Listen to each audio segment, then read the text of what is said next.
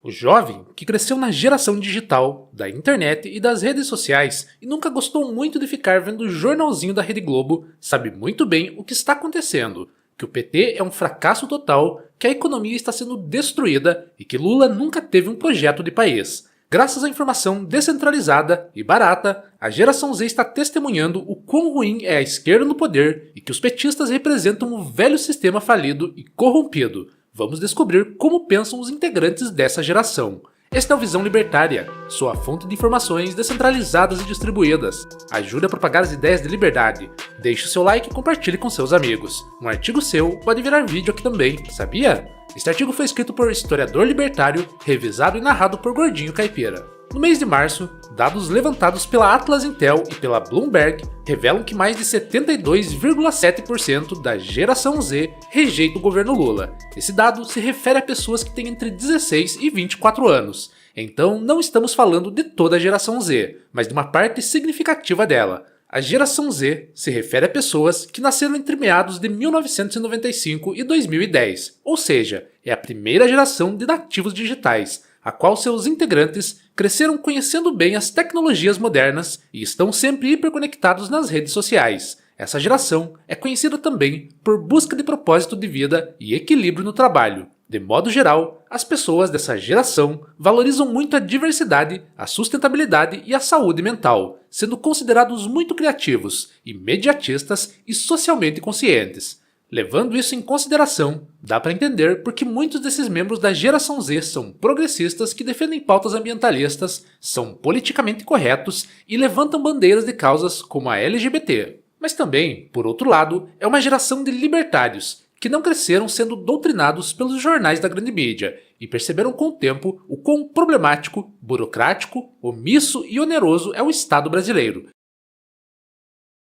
Isso explica o crescimento exponencial de jovens políticos de direita, sejam conservadores, libertários ou liberais, que estão crescendo nas redes sociais como Instagram, TikTok e Twitter. Essa nova geração de políticos consegue alcançar muito mais gente do que nossos antepassados conseguiriam, e gastando muito menos dinheiro. Daí surge o fenômeno dos políticos chamados de outsiders, que são pessoas totalmente de fora do sistema político e que não têm nenhum rabo preso com figuras poderosas da velha política. O libertário Javier Milei, da Argentina, é considerado um outsider, por exemplo, mas vamos focar aqui no caso brasileiro. Conhecemos bem 3 grandes nomes da direita brasileira que hoje são famosos graças à internet. O Lucas Pavanato, que é um vereador de São Paulo e é muito conhecido por expor as hipocrisias da esquerda e, principalmente, por confrontar militantes radicais nas ruas ou universidades. Outro é o famoso vereador de Curitiba Guilherme Kilter, que tem milhões de seguidores no Instagram e consegue muito engajamento com seus vídeos polêmicos.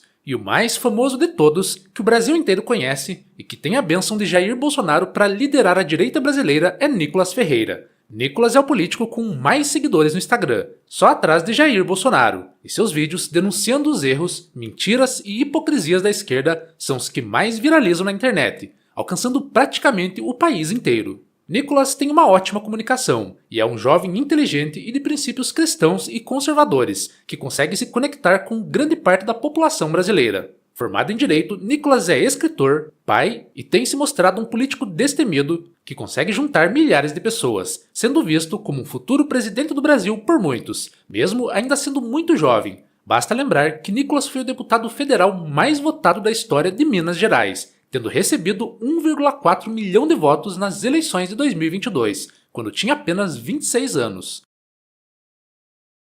Hoje, a conta de Nicolas no Instagram possui mais de 21 milhões de seguidores. Em alguns posts no Instagram, o deputado conservador consegue equiparar e até ultrapassar em audiência figuras extremamente famosas, como Neymar e Virgínia. Já o vereador Pavanato, que também é do partido PL, teve uma trajetória 100% focada no ambiente digital e aos 26 anos se tornou vereador pela cidade mais populosa e rica do Brasil, São Paulo. Pavanato tem uma postura combativa e aguerrida em defender suas ideias, e não tem medo da militância radical e raivosa da esquerda. Defensor do livre mercado e da liberdade de expressão, Pavanato com certeza representa muitos jovens que estão saturados tanto do velho sistema como da mentalidade progressista que domina a mídia e as universidades. Para não deixar de citar uma das políticas jovens e conservadoras do país, devemos lembrar que a conservadora do PL de Santa Catarina, Ana Campagnolo, faz muito sucesso nas redes sociais e também cresceu graças à internet. Ela nunca fez parte da velha política e se tornou uma das mais conhecidas e bem votadas de seu estado. Ana é formada em História, tendo atuado como professora e palestrante, e também é escritora. Seu livro best-seller é Feminismo, Perversão e Subversão,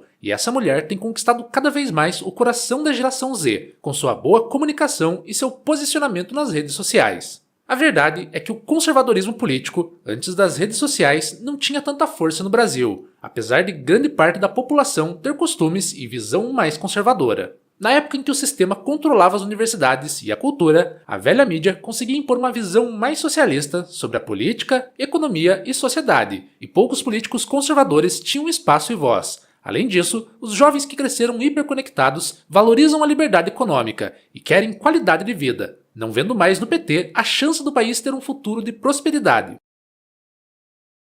Hoje em dia, qualquer coisa custa uma fortuna. Mesmo um carro usado ou um carrinho de entrada mais simples, se for novo de fábrica, pode chegar a custar quase 100 mil reais, a depender do modelo. A geração Z herdou enormes problemas, como uma moeda destruída pela inflação, e não consegue mais comprar uma casa ou um apartamento com a facilidade que seus pais e avós compravam. Depois de mais de 15 anos de governos petistas, o Brasil virou terra arrasada, um país falido, estagnado, endividado, medíocre, sem futuro e lotado de funcionários públicos que sugam quase toda a riqueza gerada pelo setor privado. E esses membros da geração Z também cresceram numa geração em que vários influencers digitais e youtubers fazem vídeos mostrando como é a vida em países ricos e desenvolvidos, como os Estados Unidos. É muito comum ver no Instagram aqueles vídeos curtos que viralizam de brasileiros que moram nos Estados Unidos mostrando preços de carros, casas, videogames, iPhones e outros bens e serviços que são vendidos em território americano.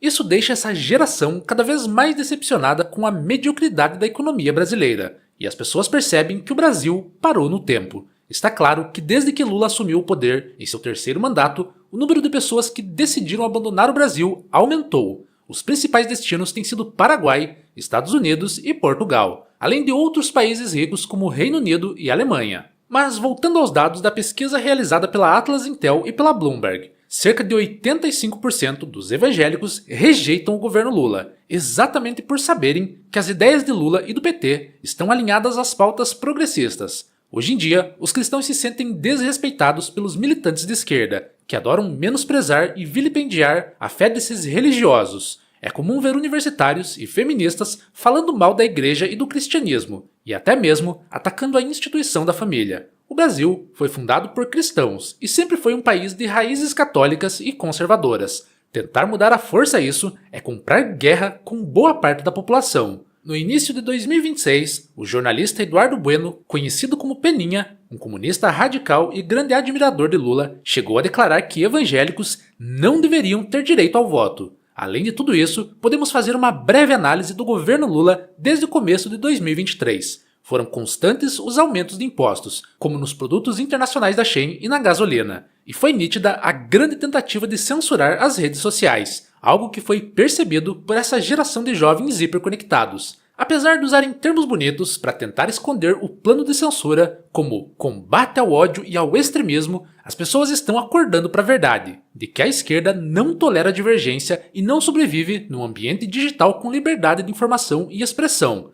No ano de 2024, o ministro Alexandre de Moraes, que tem sido há anos um grande aliado do regime petista, determinou a suspensão total da rede social X. Essa decisão brusca, acompanhada de várias críticas de figuras famosas como Elon Musk, com certeza abriu os olhos de muita gente para o que o Brasil está virando, um país controlado por poucas figuras autoritárias que perseguem os críticos. Não é de hoje que a direita política tem sido perseguida e censurada. Podemos lembrar do podcaster Monark, que teve que fugir do Brasil e teve parte de seus saldos bancários bloqueados por decisão judicial. Monark teve mais de 300 mil reais bloqueados e teve seus perfis suspensos em plataformas como X, Instagram e Telegram, tendo sido também condenado em primeira instância a 1 ano e 2 meses de detenção por injúria contra o ministro Flávio Dino. E foi em setembro de 2023 que ele se mudou para os Estados Unidos, alegando perseguição estatal e censura. Foi só no ano passado, em 2025, que Monark conseguiu ter segurança para voltar. Em fevereiro de 2025, Alexandre de Moraes autorizou o desbloqueio de 17 plataformas de redes sociais de Monark, mantendo, no entanto, a ordem de remoção de conteúdos considerados, pelo ministro, como ilegais, e estabelecendo uma multa por novas publicações.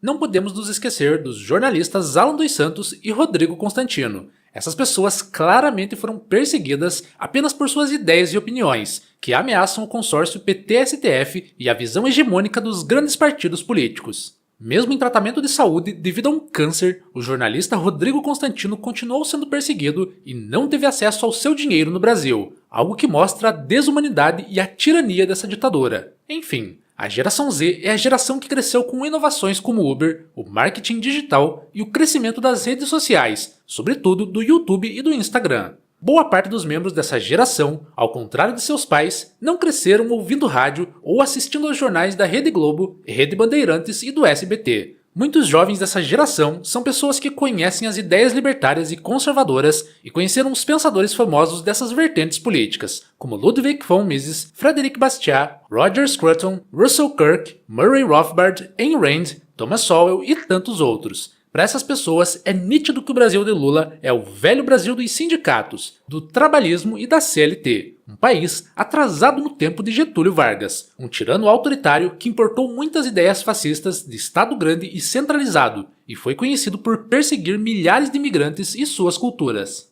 Os novos brasileiros querem a liberdade da economia digital, a flexibilidade do Uber e a facilidade dos bancos digitais e da internet. É uma geração tecnológica e conectada, e nem precisamos citar o tanto que a geração Alpha, compreendendo os nascidos entre 2010 e meados de 2024, será uma geração extremamente tecnológica e disruptiva, ainda mais que a geração Z. A esquerda sabe muito bem que a internet e a liberdade que ainda existe nela podem destruir seus planos de tornar o Brasil uma espécie de Cuba do Sul, um grande regime totalitário. Mas a guerra está longe de acabar, pois estamos num embate que vai muito além do cenário político. Trata-se de um conflito profundo de natureza espiritual e cultural. Nossa arma é a verdade e a tecnologia. Precisamos continuar a divulgar ideias e valores e a conquistar cada vez mais o coração dos jovens para criar um Brasil mais livre, próspero e seguro, e trazer um projeto de país que dê esperança de melhoria para nossas crianças e adolescentes.